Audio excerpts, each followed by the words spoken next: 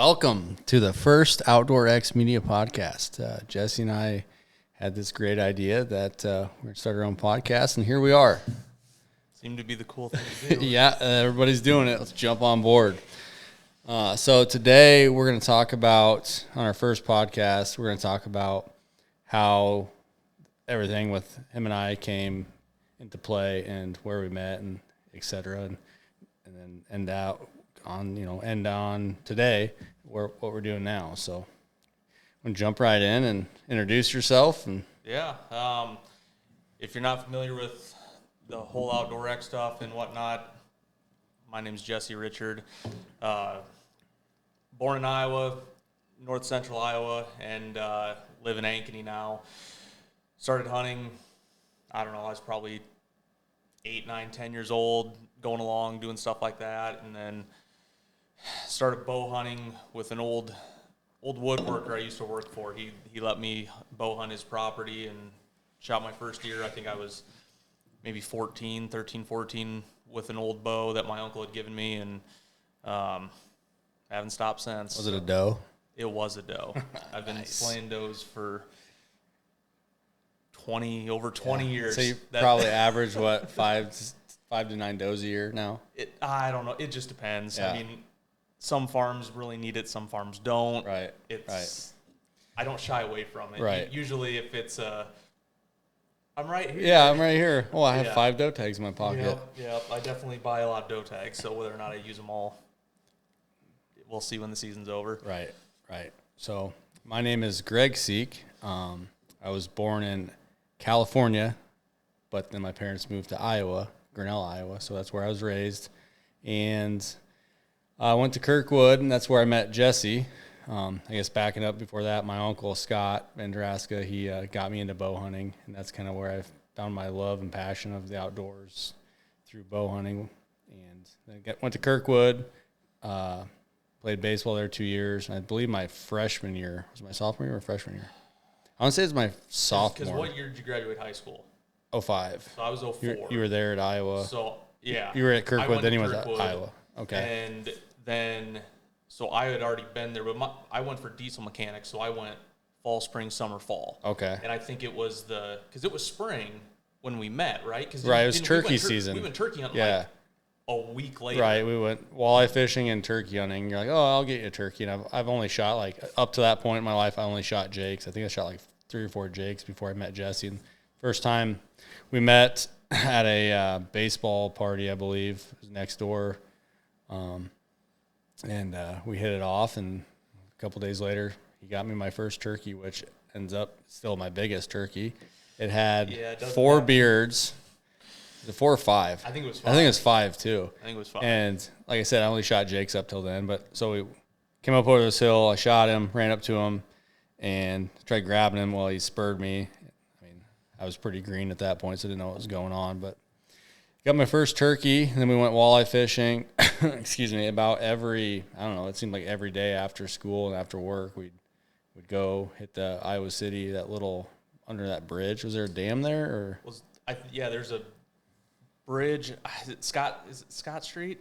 I can't remember. No, Scott Street's in Des Moines. Okay, so it's the main bridge right by campus. Right. Right off the main road. I forget what. A little parking lot, and then there's a trail to walk. Yeah, you have to walk down, and there's a roller dam right there. It used to be I think it was an electrical dam at some point. Yep. Where they did all the energy stuff, but yeah. That's where we went fishing. That's where we met turkey hunting, and what was that? I think it was 06, so spring 6 of or 06. 07.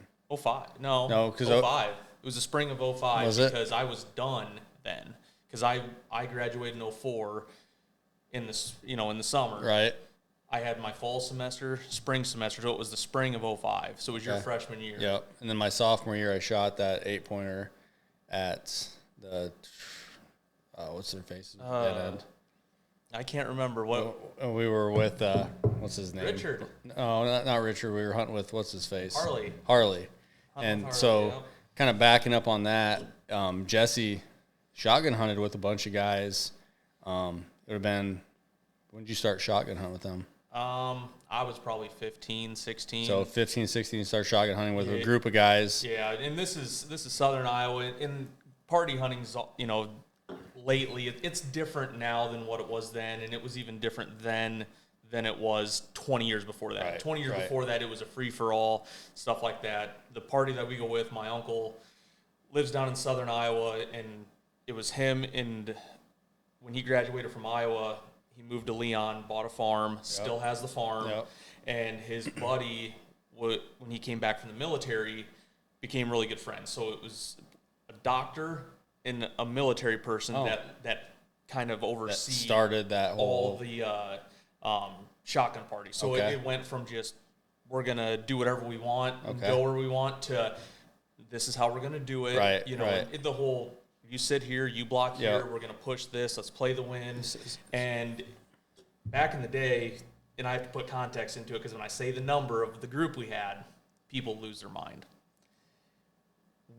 Back in the day, we would have 40 to 50 people. Well, I see why, because those farms and those rolling hills in southern Iowa is insane. There wasn't my uncle's farm was the smallest at 220 acres. And the biggest one was 600 or 700 continuous, one giant drive. But back to your uncle's, when we pushed it this, previous last year. Well, yeah, you haven't we done only it had for a while, right? 20 people. 20 people, and that wasn't even enough. No, I mean, because I watched bucks after bucks run out. And you didn't just shoot them. You need that amount of people. Yeah. And I mean, I get it. It's not for everybody. It's a very controversial. Maybe we'll do a podcast on it sometime. Right. I think we should. That's for a different time. We'll dive into it hardcore one of these days, but yeah, it's just. So they started the group. Yep. The group eventually, two of the leaders, Bill and Steve, they started real hunting. So a couple of the guys that went down there with us, Bill Jackson and Steve Cannon, I had known them since they were going to it when I started going with them. So I've known them for years. Okay. Still good friends with Bill. Yep. Talk to him pretty regularly, but they started filming hunts in like 04, 05. So nobody really did it. You were a Bill Jordan. Yep. You're a Realtree guy. You were a big name. It wasn't an outdoor channel, and it was like CMT or one of the. Yeah, I mean, you were Sundays. You were a true professional hunter. That was your job. And what these guys decided to do with Toad, Toad, Brant Fox they all had this idea of, well, let's just take our cameras with us and film. These cameras were huge. Yeah, they were like the big, like the ones handy cams, but giant. Yeah, big, huge, full tape. Mini DVR or whatever. Tapes like this, and it was crazy. And they're like, we're going to start doing this. Well, since I had known them, they asked me if I wanted to start filming, and I'm like, sure, why not? So I had this big old JVC. Right, that's what I had too. Put camo tape on it. And, buy a $20 camera arm from Walmart and strap it to the tree. Yeah, and then the first year that you did that was the first year I did it too, right? So I think the second year? I didn't really do anything wise the first year, but then the second year that I was part of it, I asked you to be a part of it because we started hanging out more and hunting more. So that had been 2006. Yeah, that's also when he made me switch from fingers to release. So yeah. I mean, there's an evolution. Yeah, aluminum arrows. Greg shot aluminum arrows with fingers, and then a release 9-inch and feather fletchings. Right. Hey, kill deer. Yeah. So it was just one of those things that we transitioned into that, and we started filming together. Yep. So. The first, did we go on that? We went on a doe hunt first with a decoy. It was a buck hunt, but and the lightning strike tree, where the lightning hit the tree. Yep. I think it went through my stand or yours. Yeah, way out in the open. Yeah, so we shot 2 does, our first real video hunt. And I'm not promising anything, but I can try to find that footage. That would be pretty cool. Because you laced yours, and I missed. I think it was like 40 or 50 yard shot. It was out there. 50. Yeah, and mine was like 40. And I missed. She came in closer. Then I smoked her. Yours was laying dead. The next morning we found her. She was stuck in a creek, like dammed up the little creek, there was which water is pretty all cool. the way up her. She was ice cold. It was crazy. I know I have the footage somewhere. I'll see if I can put it in overlay it on this somewhere if I can find it. That would be pretty cool. That was neat. That was really fun. And then we so the real hunting thing that lasted quite a while. 5 or 6 years. At least till 2009 when I 2009, I think 2010 we transitioned to Trophy Pursuit. But the real hunting thing was all DVD. In Casey's. In Casey's, yeah. So when you walked up to the counter at Casey's, buyer, whatever, at the general store, we had a bunch of DVDs that you could buy, and I think Like we made the 10. front or back on a couple of them. There's Yeah. 5 or 6 of them, and I have them. I don't know where they're at, but they're all scratched up. You can barely watch the hunts because it's. Yeah.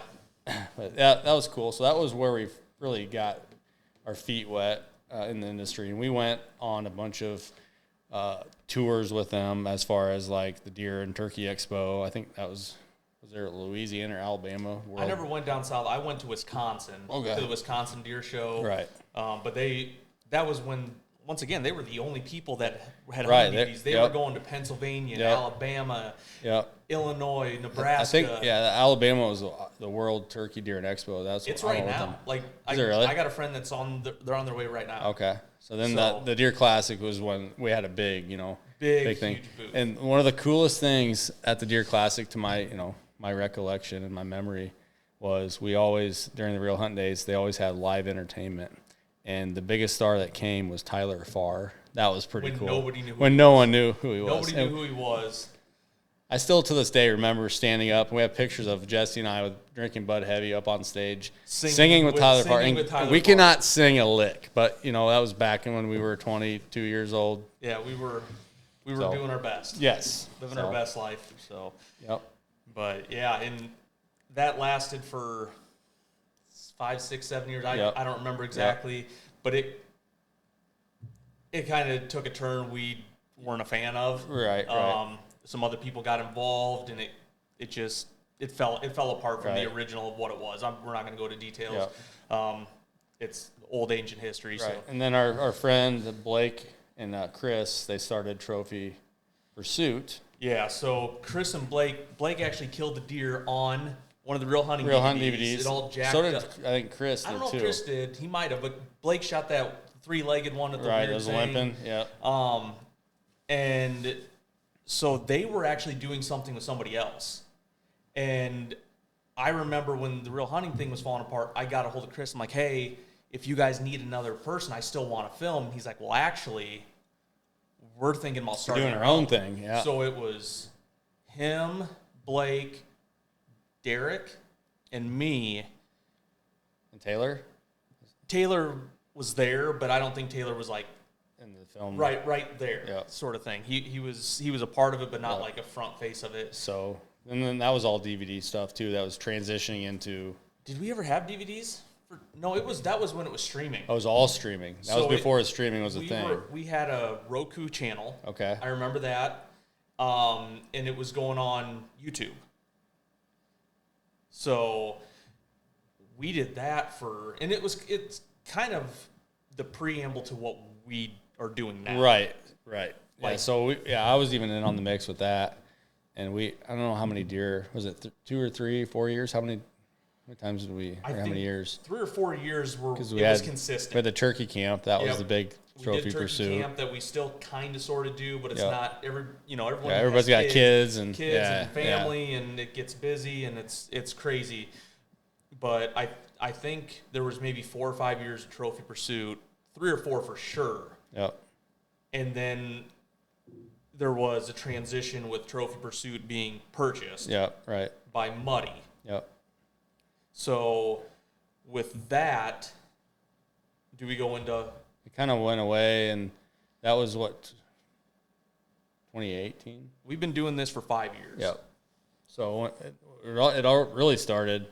We're doing our own thing after when we were hunting him. That's when we started. Yes. So 2018, Yes. I think so. Because Trophy Pursuit kind of dissolved. And Couple we guys- weren't really doing anything at the No, time. We're like, hey, let's do our own thing. I mean, Right, because a couple people went and filmed with juries. right. Some other people just said, "Yep, I'm done," Yep. and other people are doing their own thing. Right, and some people, a couple, well, at least one, Cassie's Cassie's part of our team. Yep, she's Yep. part of our team. She And, does a great job. She's yeah. killed some deer. Yep. She just had a kid too, so Yeah, she shot her deer early She's muzzle pregnant. like 37 weeks. yeah. Or something That's like that. pretty BA. So, yeah, it just to start back with how the Outdoor X thing came about, Chris had been able to transition and start working for the company that bought Muddy, Yeah. GSM Outdoors. He knew the quality of trail cam pictures we got. And so this all started with, hey guys, would you be willing to send me some pictures? Yep. We sent a ton of pictures. We'll send you a camera. Yep. I think the first year I got like a DS4K and maybe a Muddy Pro Cam. Something. It might even not have been DS4K. It might have been just a couple. Probably Pro Pro Cam 12 or 12, 20. yes. Yeah, And 12s are the I first. still have some. They still work. And they're great. Oh yeah, they just When they, the 7, battery 8 years, 5, 6, 7, 8 years old. maybe even longer. Yeah, it is what it is. So, so we had that to kind of get our foot in the door and keep our foot in the door. I think was the main thing. Right, and then we transitioned. Did some social media stuff for Muddy.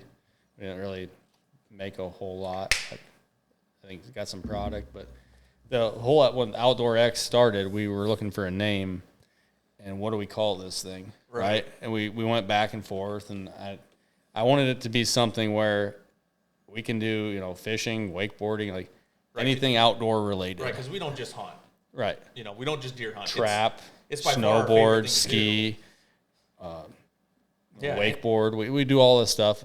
Granted, a lot of stuff we don't put out there for the public to see, but nobody would really. Yeah, I mean, I did a trip when we went down to Alabama, and I videotaped that, and kind of a family trip. And my sister-in-law got married to my now brother-in-law, and so I kind of videotaped that whole thing. But it's Outdoor X, means anything outdoor related. So Yep. it was that was what we went with, and here we are now. Right. So and originally it just started with us kind of building content for a couple of the GSM brands. Right. And then last year, I've always filmed, Greg's always filmed, and we were like, we should probably do something with this. Yeah. And so we decided, hey, let's do a YouTube thing. And I said, well, people are going to get really sick of you and me. Yeah. They're going to, we're not that entertaining. So let's ask some people that we might think would be once we start asking, it kind of got broader and broader, and people are like, oh, that's cool. I used to do this. Right. Like Greg used to film. Yep. And a couple other guys, Christian used to film. There's a couple guys. Now we're a tight-knit, group of individuals that we have our own Snapchat group. We talk to each other all the time. Sometimes we,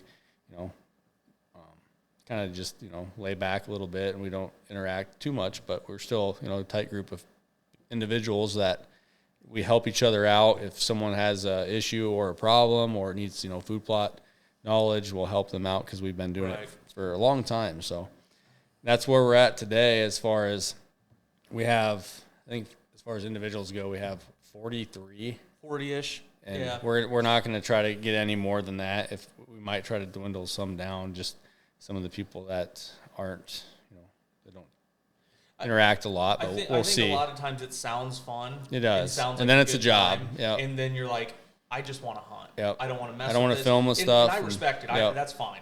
This is not for somebody that is self-filmed 99% of the time. I get it. And I I had an event a couple of years ago when I was filming Jen. We were hunting a big deer over at my in-laws. I had climbed up the tree. I had a really nice camera. Yeah. Fell out, broke my camera. Then my bow slipped out of my Sitka sling, and it broke. All the arrows broke, and I was saying every bad word that I probably shouldn't have in the middle of the timber when it was calm. So I stopped filming then. It wasn't fun for me. Since then, I brought back the fun with sharing, the Carlos hunt and doing all that stuff. But up to that, I didn't want to film. So I had a GoPro, and I have the Tacticam 5.0, and then I actually use my DSLR, just try to do a micro setup almost, to make it where it's not, I had this giant camera arm, I'm lugging it in, it's pain in the rear. Yeah. So as long as you can make it fun, I guess that's where I'm at, and trying to tell the story with the GoPro. Yeah, you can do a lot of stuff with a GoPro. Yeah, especially, the new ones are amazing. Right. You just have to be able to tell the story. Yep. That's the biggest thing. You got to film everything. You have to film everything. Yep. This isn't like when we started and it was all tapes. Yep. Like you burn through a tape, that's it. Yep.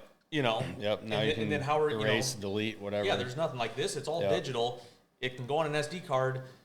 You know, you can mess up 4 times, Yep. delete it. And then the biggest thing with our team, as far as getting you content, and Jesse does all the editing on YouTube.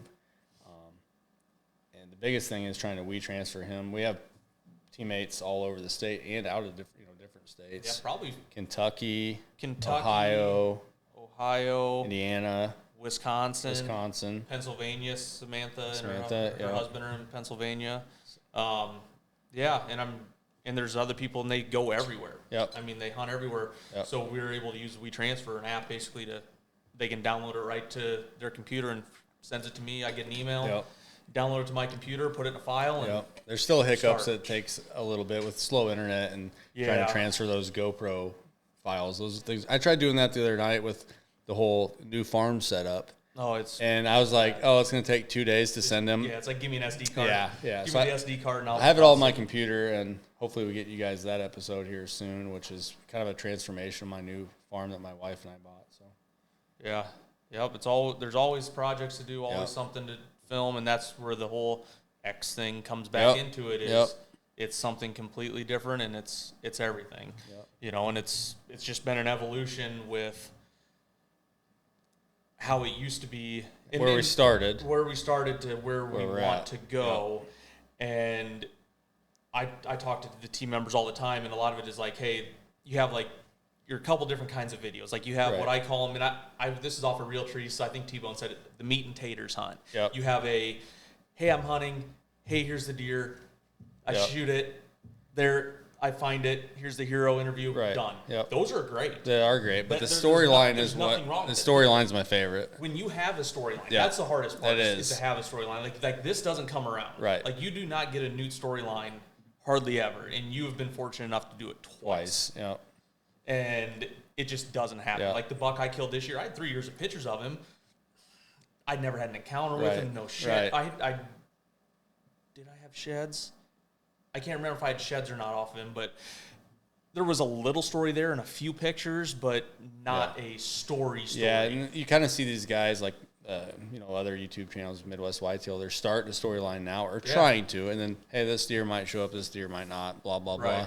But the storyline's by far what people want to see, whether it's... Get you invested in the individual, for sure. Yeah. And that's what makes it fun. I mean, don't get me wrong. I'll watch somebody shooting a 170 Yeah, and these all day long. The storyline, the biggest thing I think is what revolutionized kind of the way we're hunting now is the cell cameras. Oh, yeah. Right? Yeah. Between you and I, we have 120 GSM brand cell cameras. Well over 100.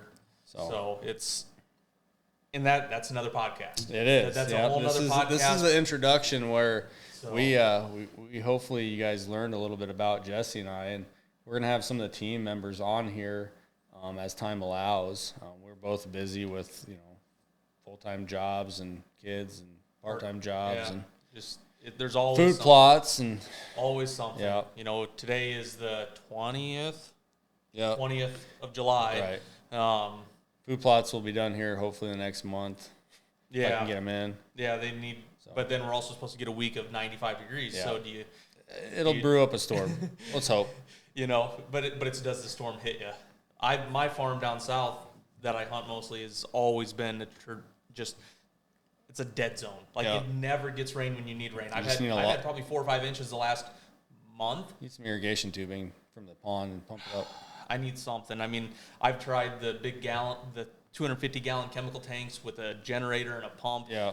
But when you do the math, the math doesn't add up as far as what an inch of rain does for an acre it's a lot of rain. That's a lot of water. I mean, the cubic feet of water that it takes to make an inch of rain is astronomical. Thousands of gallons. Oh, tens of thousands of gallons. And unless you have a sprayer truck like you see, I think one of the juries. Like a fire truck? Yeah, literally a fire truck that you can just hook up and go. We'll talk to Leon, see if they can come out and test out their equipment. Rent it, just suck it up out of make it rain. Pond. Yeah, my biggest thing, the last food plot, we won't try to, jump in a deep hole here, but the last food plot I planted, which was a week and a half ago, and we got 3 inches of rain after. I have spots that like All the seed. all this seed. And, you know, I've heard about it. I've never seen it though, but it's insane. Like seed like- wash off the hill, and it's all in a line. Looked like a chia pet. Yeah, Just it's pretty great. I mean, it's kind of neat, but it sucks because I wasted that much money in seed. And I went today and bought some more seed, but yeah. whatever. It's part of the game. Yeah. I was watching. I think Lakoski's came out with their thing, and Lee was planting like 3 or 4 days ago. Yep. But he's like, well, the beans failed. I'm going to plant brassicas. Well, if this fails, they have rye. They have cereal grains and Yeah. stuff that they plant Yep. later. So he's like, you get 3 shots at a fall food plot. Yeah, the whole rescue plot is definitely cold snap winter rye. Yeah. Which And I that, did. once again, That stuff's cheap. that's a whole nother podcast. That is, but it's like $22 for a 50-pound bag. About 100 pounds an acre is what you're supposed to put on. So And it's double. It's a double-edged sword. You use it for the Right. fall.